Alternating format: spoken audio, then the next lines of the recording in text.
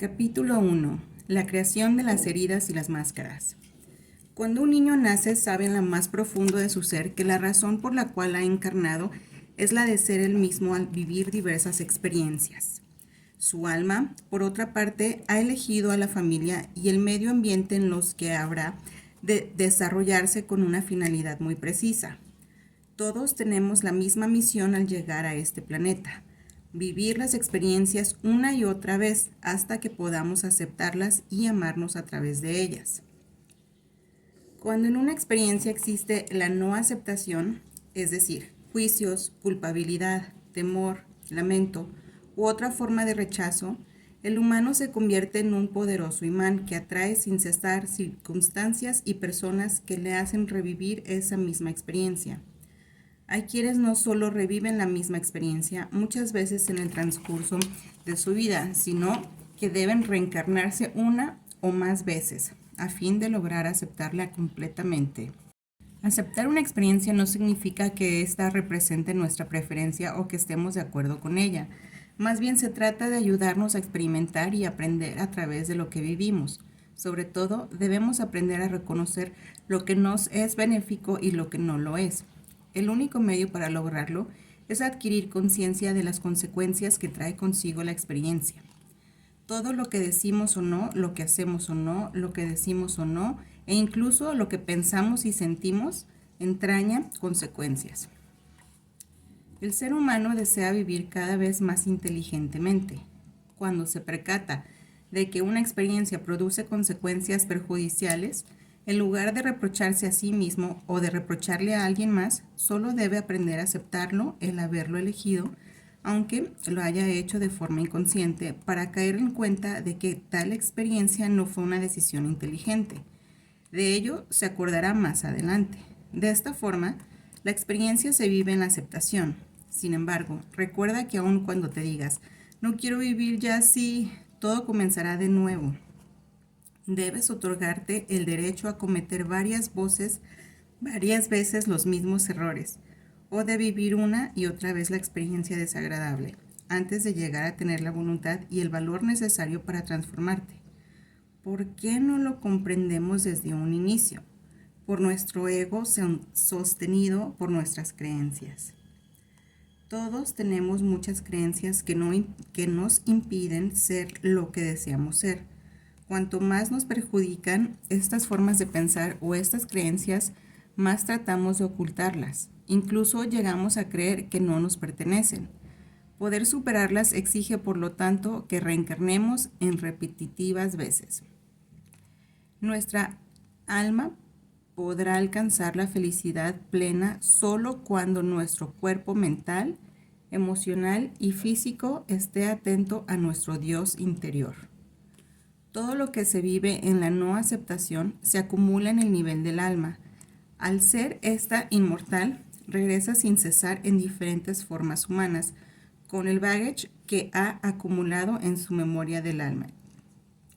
Antes de nacer, hemos decidido ya lo que deseamos venir a normalizar durante esta próxima encarnación. Esta decisión y todo lo que hemos acumulado en el pasado no se encuentra grabado en nuestra memoria consciente, es decir, la que depende del intelecto. No es sino en el transcurso de la existencia cuando poco a poco nos hacemos conscientes de nuestro plan de vida y de lo que debemos poner en regla. Cuando digo que algo no está en orden, me refiero siempre a una experiencia vivida en la no aceptación de sí mismo. Existe una diferencia entre aceptar una experiencia y aceptarse a sí mismo. Pongamos el ejemplo de una niña cuyo padre la rechaza porque deseaba un varón. En este caso, aceptar la experiencia consiste en darle el derecho a su padre de haber deseado un varón y de haber rechazado a su hija. La aceptación de sí misma consiste, en cambio, en darse el derecho de reprochar a su padre y de perdonarse por haberle tenido resentimiento. No debe subsistir ningún juicio hacia su padre ni hacia ella misma, sino solo compasión y comprensión por la parte que sufre cada uno de ellos. Ella sabrá que esta experiencia está completamente en orden cuando deba rechazar a alguien, sin acusarse, con mucha compasión y comprensión hacia ella misma. Existe otra manera para que ella pueda comprobar si este tipo de situación se ha normalizado y vivido en la aceptación, cuando la persona a la cual rechace no le guarde resentimiento, siendo a su vez compasiva, sabiendo que todos los humanos rechazan a otra persona en ciertos momentos de su vida. No dejes que tu ego te juegue una mala pasada cuando trata a veces por todos los medios de hacerte creer en una situación que ya se arregló. A menudo nos decimos, sí, comprendo que el otro actuará así, para no tener que contemplarnos y perdonarnos. De este modo, nuestro ego intenta encontrar una manera oculta para hacer a un lado las situaciones desagradables. Sucede entonces que aceptamos una situación o a una persona sin habernos perdonado o sin habernos concedido el derecho de resentirnos o de continuar resentidos con ella. A esto se le llama aceptar solo la experiencia. Repito, es importante diferenciar entre aceptar la experiencia y aceptarse a uno mismo. Esta última aceptación es aún más difícil de lograr, ya que nuestro ego no desea admitir que todas las experiencias difíciles que vivimos tienen como finalidad única mostrarnos que nosotros mismos actuamos de igual manera que los demás. ¿Has comprobado ya que cuando acusas a alguien de algo, esa misma persona te acusa de lo mismo? Esa es la razón por la cual es tan importante aprender a conocernos y aceptarnos en la mayor medida posible. Es lo que nos brinda la seguridad de que cada vez viviremos menos situaciones de sufrimiento. A nadie más que a ti compete al decir ser dueño de tu vida en vez de que tu ego te controle. Sin embargo, hacerle frente a todo exige de mucho valor, porque inevitablemente tocamos antiguas heridas que pueden hacernos sufrir mucho, sobre todo si son heridas que llevamos arrastrando desde varias vidas atrás. Mientras más sufres a causa de una situación o con una persona determinada, significa que el problema viene de más lejos. Para ayudarte, puedes contar con tu Dios interior, que es omnisciente. Él lo conoce todo. Omnipresente, Él se encuentra en todo lugar. Y omnipotente, Él es todopoderoso. Esta omnipotencia siempre está presente y obra en todo momento en ti. Actúa de tal forma que te guía hacia las personas y las situaciones que necesitas para crecer y evolucionar, de acuerdo con el plan de vida elegido antes de tu nacimiento. Antes de nacer, tu Dios interior atrae tu alma hacia el medio ambiente y la familia que necesitarás durante tu siguiente vida. Esta atracción magnética y sus objetivos están determinados. Por una parte, por aquello que todavía no has logrado vivir en el amor y la aceptación en tus vidas anteriores, y por la otra, por lo que tus futuros padres deben poner en orden, a través de un niño como tú. Esto explica que los niños y los padres suelan tener las mismas heridas que curar. Al nacer, no estás consciente de todo ese pasado, ya que te concentras principalmente en las necesidades de tu alma, la cual desea que te aceptes junto con tus experiencias, tus defectos, tus fuerzas, tus debilidades, tus deseos, tu personalidad, etc. Todos tenemos esas necesidades. Sin embargo, poco después de nacer, nos damos cuenta de que cuando nos atrevemos a ser nosotros mismos, alteramos el mundo de los adultos o el de los que están cerca de nosotros, y deducimos de ello que no es bueno ni correcto ser natural. Este doloroso descubrimiento provoca, sobre todo en el niño, crisis de ira, las cuales llegan a ser tan frecuentes que nos vemos obligados a creer que son normales. Estos episodios se conocen como crisis de la infancia o crisis de la adolescencia. Es posible que lleguen a ser normales para los humanos, pero lo cierto es que no son naturales. El niño que actúa naturalmente, que es equilibrado y que tiene el derecho a ser el mismo, no pasa por este tipo de crisis. Por desgracia, este tipo de niño casi no existe.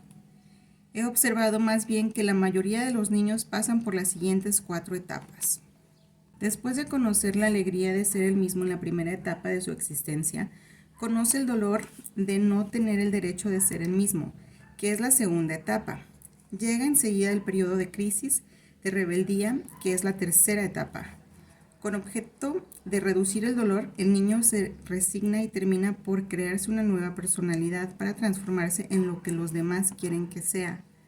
Algunas personas permanecen estancadas en la tercera etapa durante toda su vida, es decir, reaccionan continuamente, están enojados o en permanente situación de crisis. En la tercera y cuarta etapas es cuando creamos numerosas máscaras, nuevas personalidades, que sirven para protegernos contra el sufrimiento que vivimos en el transcurso de la segunda etapa. Estas defensas son 5 y corresponden también a 5 grandes heridas fundamentales que viven en el ser humano. En mis numerosos años de observación he podido comprobar que todos los sufrimientos del ser humano pueden resumirse en 5 heridas. Helas aquí en orden cronológico, es decir, en el orden en que cada una de ellas aparece en el transcurso de una vida. Rechazo, abandono, humillación, traición, injusticia. En enlistarlas se formó el acróstico TRAGI, lo que favorece la memorización de traición, rechazo, abandono, humillación, injusticia. TRAI. Este acróstico permite explicar el hecho de que cada vez que padecemos o hacemos que otros sufran una de estas heridas, todo nuestro ser se siente traicionado. No somos fieles a nuestro Dios interior ni a las necesidades de nuestro ser, ya que permitimos que nuestro ego, con sus creencias y temores, tome el timón de nuestras vidas. El recurrir a las máscaras es la consecuencia de desear ocultar a nosotros mismos o a los demás lo que aún no hemos podido poner en orden. Estos encubrimientos son una forma de traición, pero ¿de qué máscara se trata? De aquellas que acompañan a las heridas que precisamente intentan enmascarar. La herida del rechazo, su máscara es huidizo. La herida de abandono, su máscara es dependiente. Herida de humillación, máscara masoquista. Heridas de traición, controlador. Injusticia, rígido. Estas heridas y estas máscaras se explicarán a detalle en los capítulos siguientes. La importancia de la máscara se crea en función del tamaño de la herida. Una máscara representa a un tipo de persona con un carácter que le es propio, ya que según la máscara creada se desarrollan determinadas creencias que influyen en la actitud interior y en el comportamiento de la persona. Mientras más importante sea la herida, con más frecuencia sufrirás, y esto te obligará a llevar puesta tu máscara más a menudo.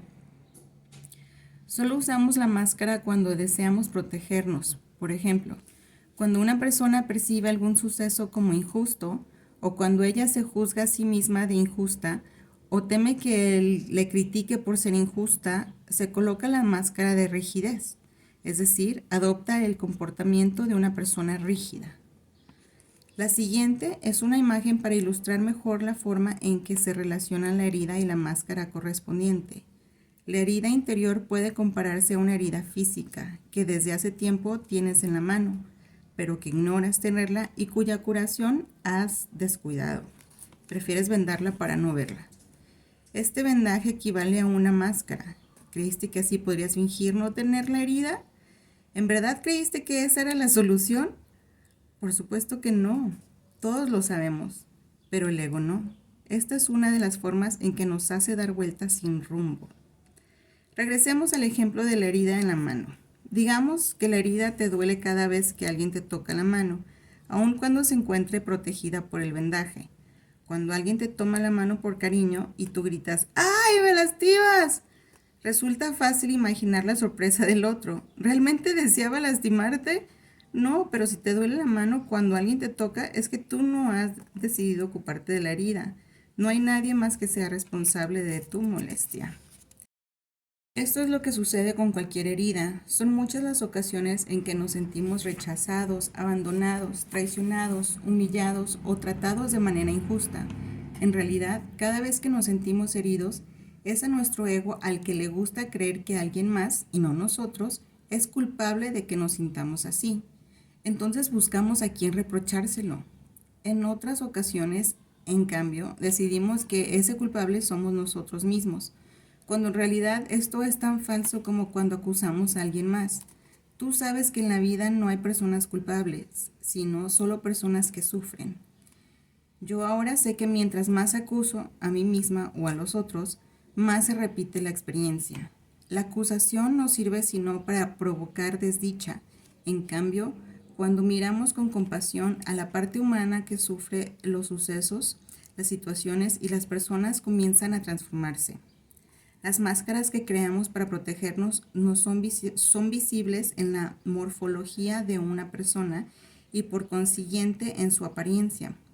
En muchas ocasiones me he preguntado si es posible detectar heridas en los niños pequeños.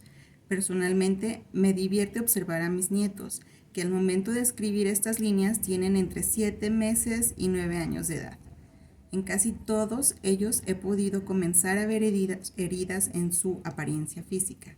Las heridas que son fácilmente visibles a esta edad indican una herida más importante. Sin embargo, también he podido observar en dos de mis 3 hijos que sus cuerpos de adultos denotan heridas diferentes de las que pude detectar cuando eran niños y adolescentes.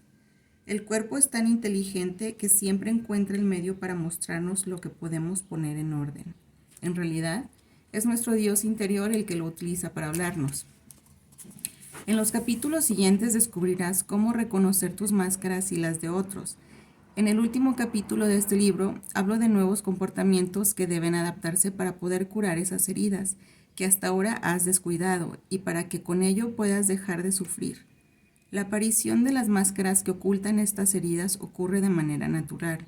Además, es importante no limitarse a las palabras para especificar las heridas o las máscaras.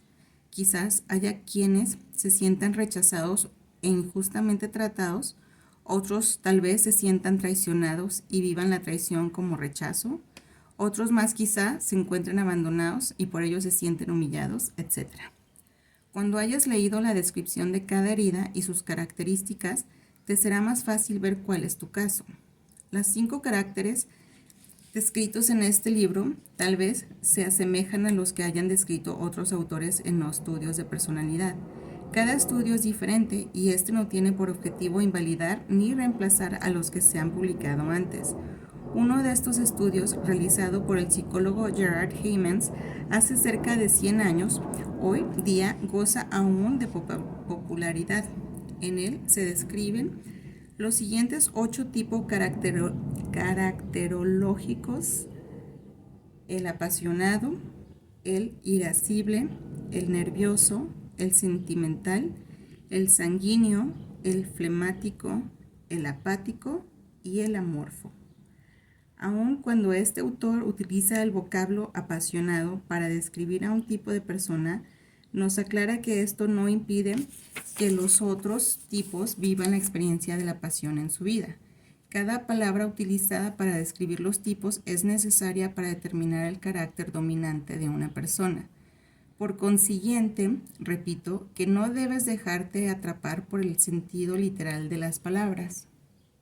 Es posible que, al leer la descripción del comportamiento y de la actitud de la máscara que oculta cada herida, te reconozcas que cada una de ellas, sin embargo, es muy raro que una persona tenga las 5 heridas.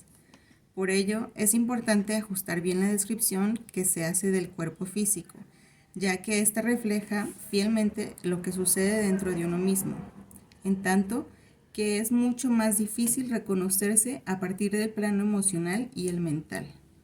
Recuerda que nuestro ego no desea que descubramos todas nuestras creencias, pues con ellas nos nutrimos, al tiempo que él sobrevive. No explicaré lo que es el ego en este libro, porque hablé de él en detalle en mis libros Escucha a tu cuerpo, es tu mejor amigo sobre la tierra y continúa escuchando a tu cuerpo.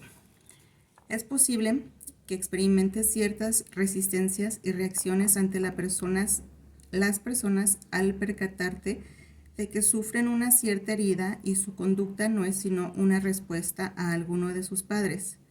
Antes de llegar a esta conclusión, primero verifiqué con cientos de personas si este era el caso y si la respuesta era afirmativa. Repito aquí lo que digo en cada uno de los talleres que imparto. Es con el progenitor con el cual tenemos la impresión de entendernos mejor en la adolescencia, que con el cual hay más cosas que poner en orden. Es del todo normal que nos resulte difícil aceptar que sentimos rencor hacia el progenitor que más amamos. La negación es por lo general la primera reacción a esta comprobación, seguida de la ira y en consecuencia de la posibilidad de enfrentar la realidad.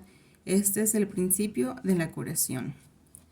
La descripción del comportamiento y las actitudes vinculadas con las diferentes heridas quizá te parezcan poco acertadas.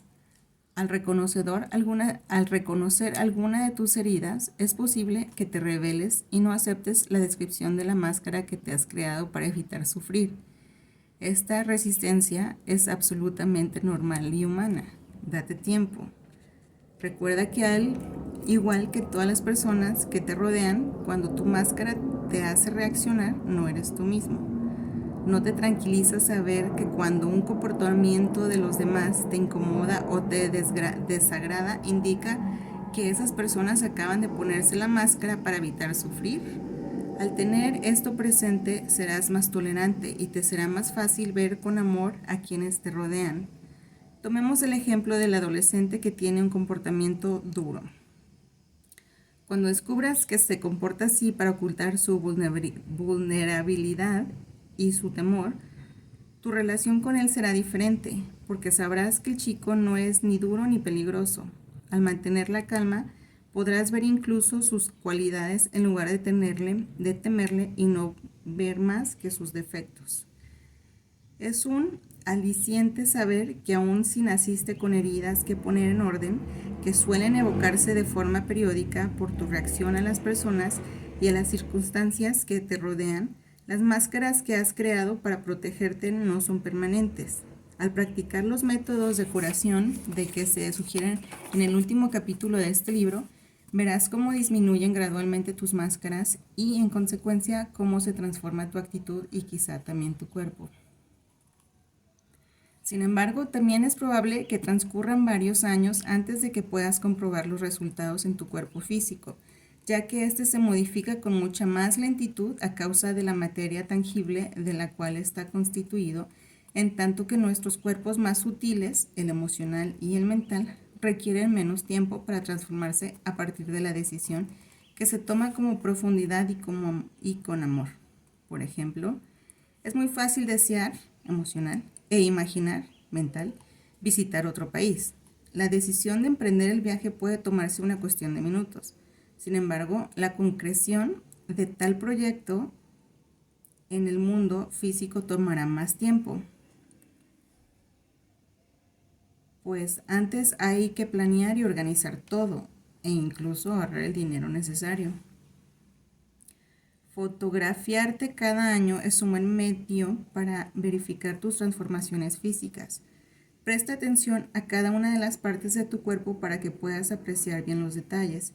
Es cierto que algunas personas cambian más rápidamente que otras, al igual que hay quienes logran concretar sus viajes antes que otros. Lo importante es continuar trabajando con constancia en tu transformación interior, ya que esto es lo que hará de ti una persona más feliz en la vida.